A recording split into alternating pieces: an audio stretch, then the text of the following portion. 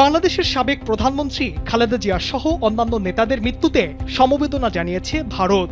এজন্য দেশটির পার্লামেন্টের লোয়ার হাউস লোকসভা বাজেট অধিবেশনের প্রথম দিন মৃতদের প্রতি শ্রদ্ধা জানাতে দেশটির প্রধানমন্ত্রী নরেন্দ্র মোদী সহ অন্যান্যরা নীরবতা পালন করেছেন।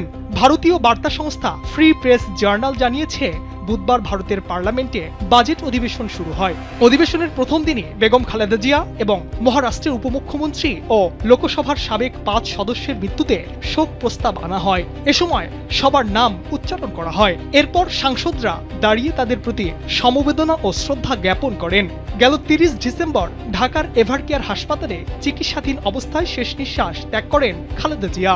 মৃত্যুকালে তার বয়স হয়েছিল 80 বছর। খালেদা জিয়ার মৃত্যুর পর ঢাকায় এসেছিলেন ভারতের পররাষ্ট্রমন্ত্রী এস জয়শঙ্কর। ওই সময় প্রধানমন্ত্রী নরেন্দ্র মোদীর পক্ষ থেকে দেওয়া লিখিত শোকবার্তা বিএনপির চেয়ারম্যান তারেক রহমানের কাছে হস্তান্তর করেছিলেন তিনি।